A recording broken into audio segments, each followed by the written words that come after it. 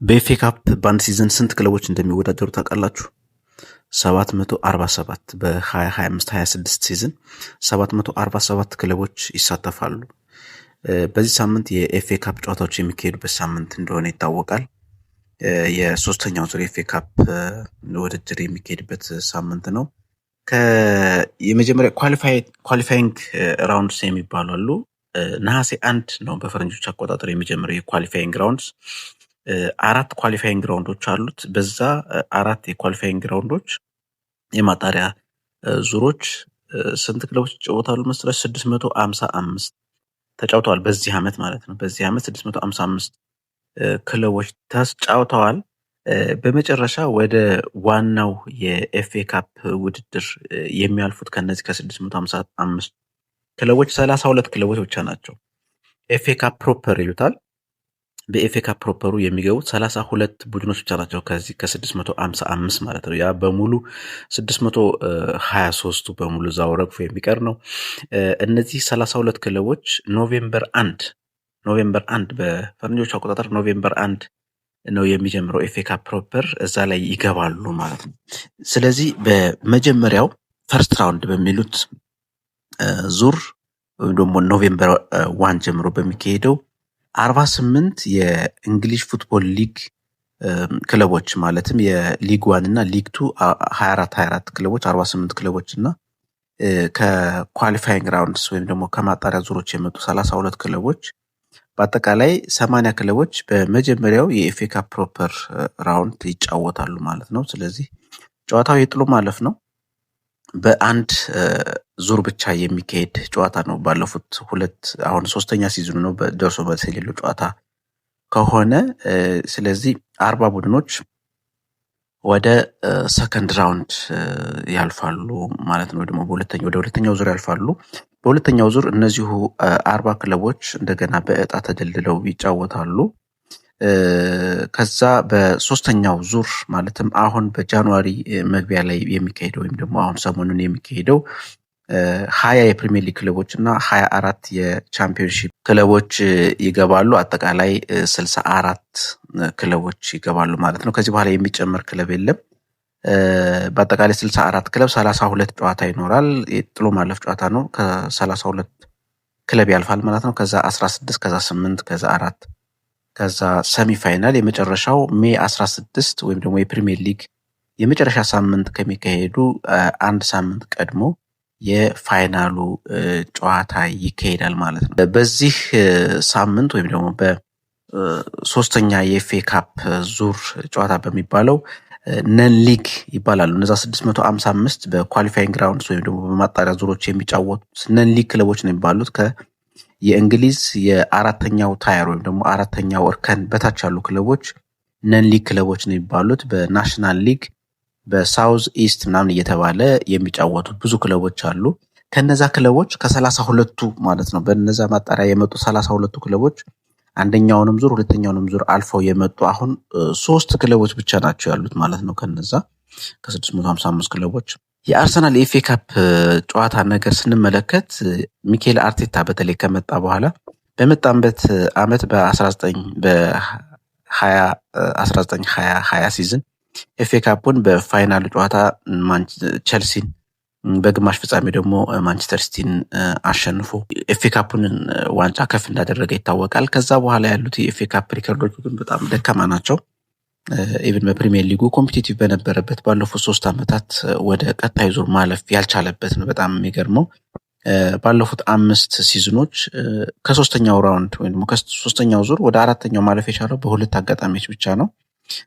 በ2021 እና በ2022/23 ማለት ነው። እሱንም በአራተኛው ዙር የተባረረበት ነው። ከዛ ውጭ በሶስቱ ሲዝኖች አንድ ጊዜ በኖቲንጋም ፎረስት፣ አንድ ጊዜ በሊቨርፑል፣ አንድ ጊዜ በማንቸስተር ዩናይትድ ባለፈው ዓመት በፔናልቲ በመጀመሪያው ዙር ወይም ደግሞ በገባበት ዙር የወጣበት አጋጣሚ ነው ያለው። ከዛ ውጭ አንድ ጊዜ በሳውዛምፕተን፣ አንድ ጊዜ በማንቸስተር ሲቲ ደግሞ በአራተኛው ዙር ከጨዋታ ውጭ የተደረገበት ሁኔታ ነው ያለ። ይህም በጣም ደካማ የሚባል ነው። በተለይ ለኤፍኤ ካፕ ሪከርድ ሆልደሮች ማለት ነው። ኤፍኤ ካፕን አርሰናል 14 ጊዜ በማሸነፍ ከየትኛውም ክለብ የበለጠ ሪከርድ ያለው ክለብ እንደሆነ ይታወቃል። ሚኬል አርቴታ ይሄንን እንግዲህ ከመጣበት ሲዝን አጋጣሚ ውጭ መድገም አልቻለም ማለት ነው። ምናልባት በዚህ ዓመት ደግሞ ምን ይፈጠራል የሚለው የሚታይ ነው የሚሆነው። የመጀመሪያው ጨዋታ ወይም ደግሞ ነገ ምሽት 11 ሰዓት ከቀኑ 11 ሰዓት የሚካሄደው ጨዋታ ከፖርትስማውዝ ጋር የሚደረግ ጨዋታ ነው። በትላንትናው ዕለት እንግዲህ በሊቨርፑል በ21ኛው ሳምንት ጨዋታ እንደዛ ደካማ እንቅስቃሴ ማሳየቱ ይታወሳል። እንግዲህ ይህንን ደግሞ ከሜዳው ውጭ ሄዶ በኤፍኤ ካፕ ሰርድ ራውንድ ሚኬል አርቴታ ምን አይነት ጨዋታ ያሳየናል የሚለው የሚጠበቅ ነው የሚሆነው። ከፖርትስማውዝ ጋር ያለው ሪከርድ አርሰናል በጣም ጥሩ ነው። በሁሉም ውድድሮች በፕሪሚየር ሊግም በኤፍኤ ካፕ 4 ጊዜ ተገናኝተዋል እስካሁን በታሪክ 4ቱንም አርሰናል ነው አሸንፎ ጥሎ ማለፍ የቻለው።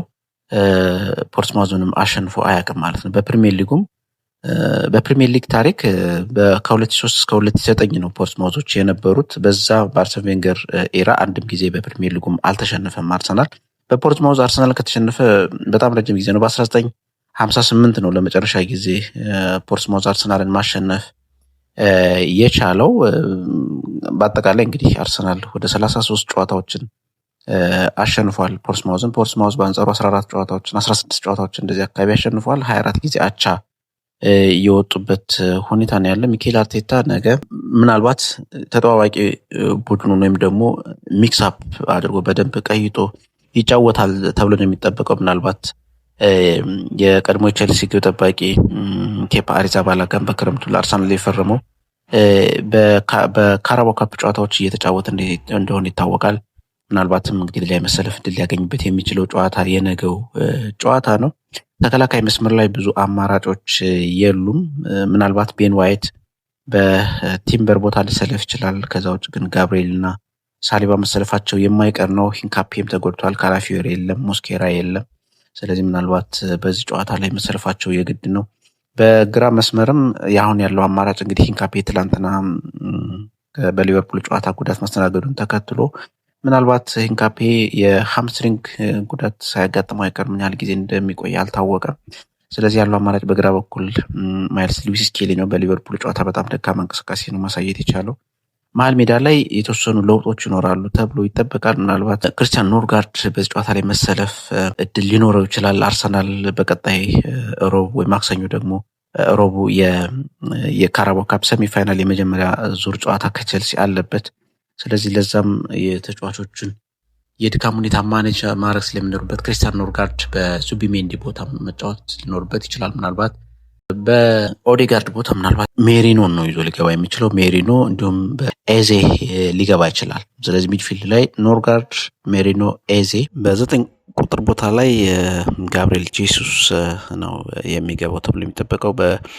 በግራ መስመር በቀኝ መስመር ኖኒ ማዱዌኬ እንዲሁም በግራ በኩል ማርቲኔሊ ይህን ጨዋታ ይጀምራሉ ተብሎ ይጠበቃል። ፖርትስማውዝ በነገራችን ላይ በቻምፒዮንሺፑ 21ኛ ደረጃ ላይ የሚገኘው አሁን። ስለዚህ በአርሰናል እና በፖርትስማውዝ መካከል ኦልሞስት የ40 ደረጃዎች አካባቢ ልዩነት አለ ማለት ነው።